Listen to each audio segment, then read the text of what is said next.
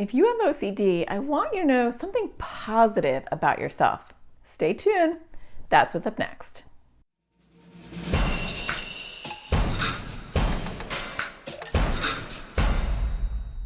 Hi, my name is Natasha Daniels. I'm a therapist. I make videos for people with anxiety or OCD. And I want to talk about the superpowers of a person who has OCD. And I want to explain first that OCD is not the superpower, right? Nobody wants OCD. OCD is not fun. OCD is not helpful. It's not making you neater or more organized or all the things that people might incorrectly think about OCD. But I do want to tell you that there are some positive personality traits that are seen in a lot of people with OCD. And this is actually part of the reason why I started to narrow my practice, my therapy practice, and only started to work with kids who had anxiety and OCD.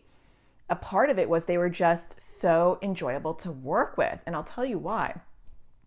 There is a higher number of just intelligent people who have OCD.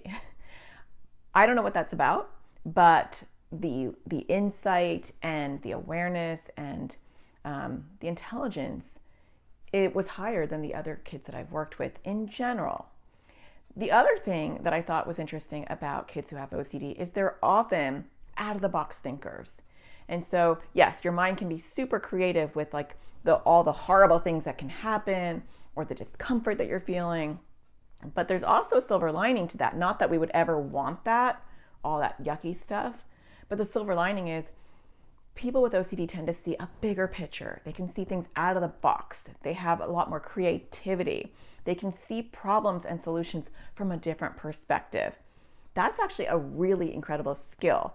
It doesn't mean that you want to keep the OCD part of things, but the mechanisms of your brain have this superpower where you are able to see things from a different perspective and create things in whatever way. So a lot of the people that I've worked with who have OCD were creative in different ways.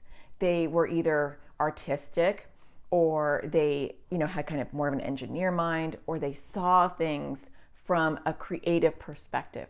Is that you? Think about that.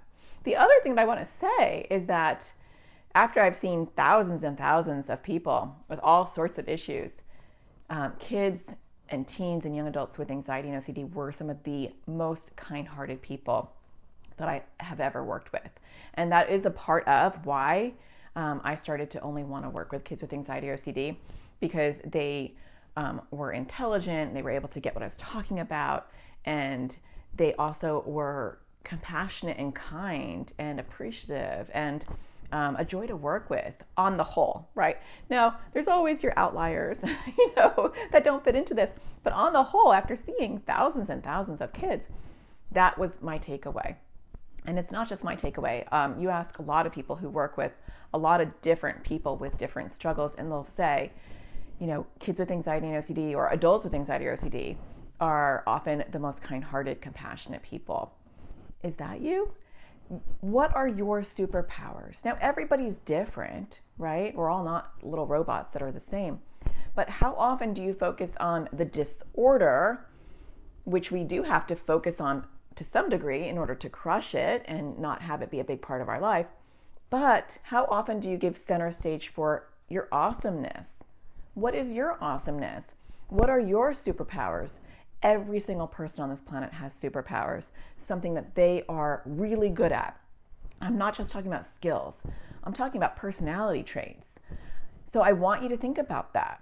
I want you to ask yourself, what is something that people notice about me? Or what is something that I notice about myself? Am I kind-hearted? Am I compassionate? Am I creative?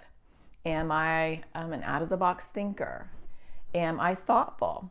Do I notice things other people don't notice, right? OCD increases your awareness of everything, which most of the time is super annoying and not helpful. But there is a flip side.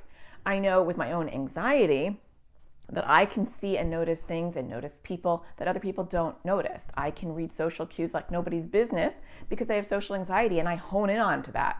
I hone in on that in a way that's sometimes not helpful. But once I've reduced my social anxiety, it's actually really helpful because I can notice when someone's uncomfortable but they haven't said anything, Or I can notice when someone else is talking too much and the other person's getting annoyed. I can see that a mile away. That's a superpower that I have. What is your superpower? You have some. Start to notice them. Leave them in the comments, because that is something we want to really hyper focus on. Well, I hope that you found this helpful. I hope that you find the sparkle in everything you do. And I'll talk to you again next Thursday. Take care.